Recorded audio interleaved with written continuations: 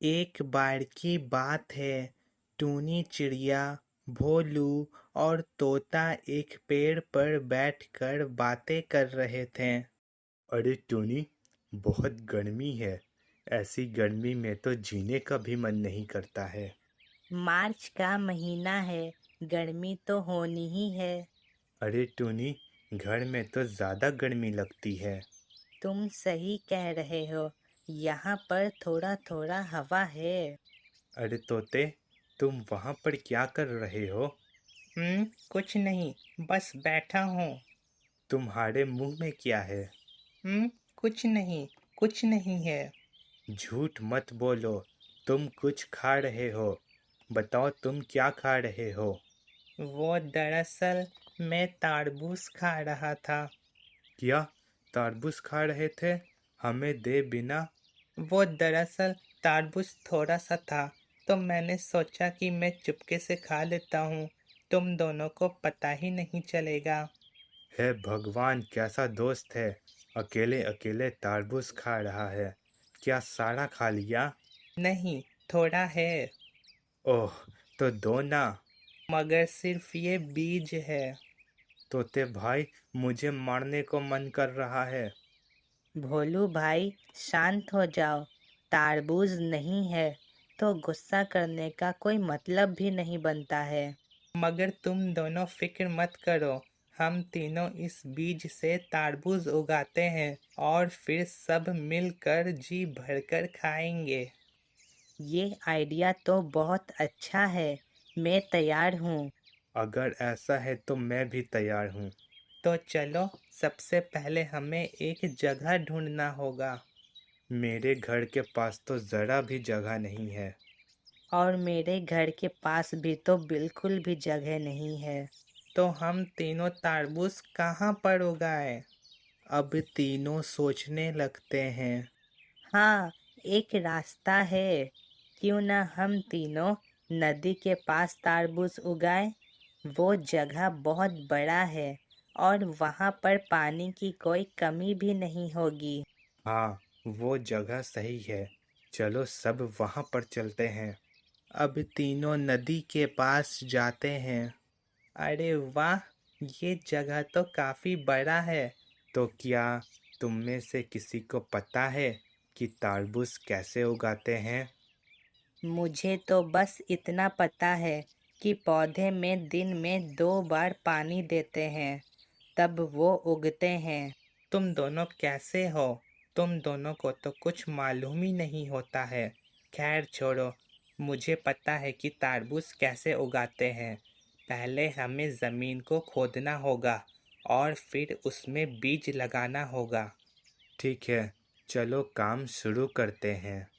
अब तीनों वहाँ पर बीज लगा देते हैं और उसमें पानी भी दे देते हैं।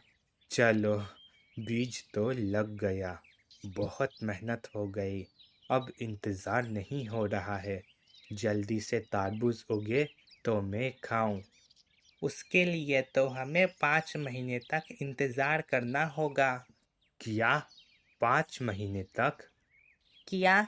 ये तो बहुत लंबा समय हो जाएगा।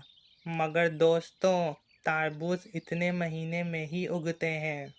तुम्हारा दिमाग खराब हो गया है क्या? इतना लंबा समय हमारे पास नहीं है। मगर मैं क्या करूं? सब तुम्हारी गलती है। ना तुम हमारे सामने तरबूज खाते और ना ही हमारा मन करता। मगर मैं तुम्हें तरबूज दे तो रहा हूँ। कब? 5 महीने बाद दोगे?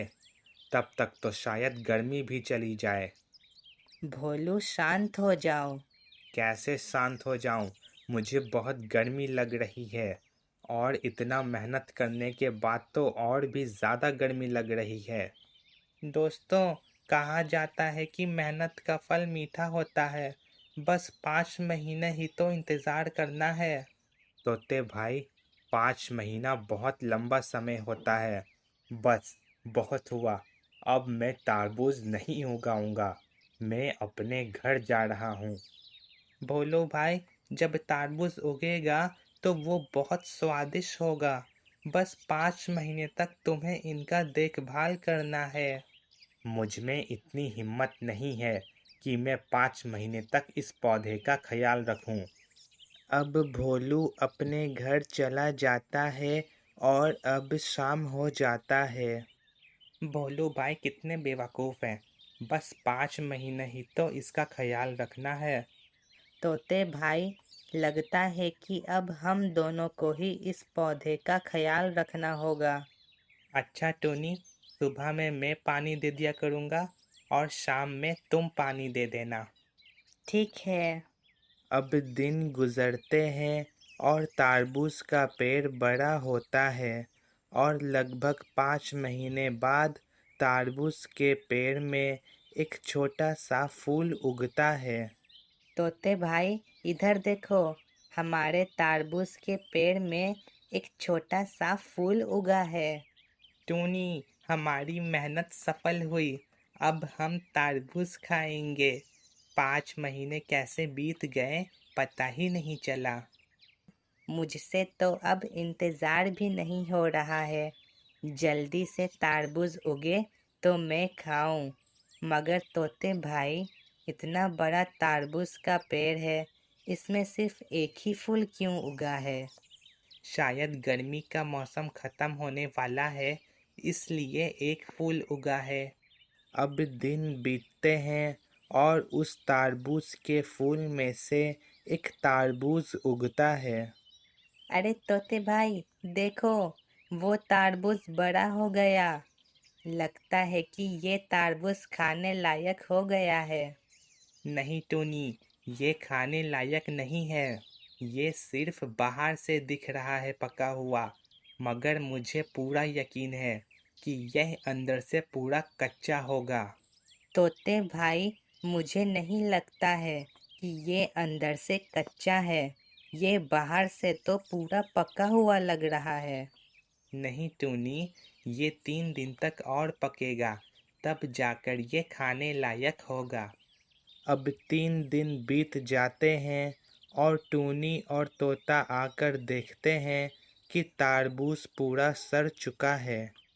अरे ये क्या हो गया? ये तारबूज तो सड़ गया। मैंने कहा था कि यह तारबूज पक चुका है, इसे तोड़ लो, मगर तुमने मेरी बात नहीं मानी। हमारे पास ये एक लौता तारबूज था और अब यह भी सड़ चुका है। हमारी सारी मेहनत पानी में गई। अब हम क्या करें तोते भाई? मुझे कुछ नहीं पता। मैं अपने घर जा रहा हूँ। अब तोता वहाँ पर से चला जाता है और टूनी चिड़िया वहाँ पे अकेली हो जाती है। जहाँ तक मुझे पता है, तारबूज के पौधे में कभी भी एक तारबूज नहीं उगता है। मुझे कुछ दिन और देखना चाहिए, शायद इसमें और तारबूज उगे। अब टूनी चिड़िया उस तारबूज के पेड़ में 4 दिन तक पानी देती है और लगभग 4 दिन बाद टूनी चिड़िया देखती है कि तारबूज के पेड़ में से बहुत सारे फूल उगे हैं। अरे, इसमें तो बहुत सारे फूल उगे हुए हैं। मुझे पता था इसमें फूल ज़रूर उगेंगे। हमारी मेहनत ज़ाया नहीं हुई। अब दिन बीतते हैं और वो सारे तारबूज बड़े हो जाते हैं, मानो जैसे बहुत सारे तारबूज ज़मीन पर रखे हुए हों। अरे, ये सारे तारबूज तो उग गए। यह कितने अच्छे लग रहे हैं देखने में। मुझे जाके अपने दोस्तों को ये सब देना चाहिए। टूनी चिड़िया भोलू और तोते के पास आती है और उन्हें तारबूज देती है। अरे टूनी, तुम्हारे पास इतने सारे तारबूज कहाँ से आए? ये सब हमारे तारबूज के उस पौधे से आए हैं। मगर उसमें जो तारबूज था वो तो सड़ चुका था। देखो, मैंने कहीं सुना था कि तारबूज के पौधे में कभी भी एक फूल नहीं उगता है। जब भी तारबूज उगते हैं तो कई सारे उगते हैं। अब तीनों एक साथ तारबूज खाते हैं और उसका मज़ा लेते हैं। ये तारबूज कितने मीठे हैं। अब तीनों तारबूज खाते हैं और यहाँ पर हमारी ये कहानी ख़त्म होती है।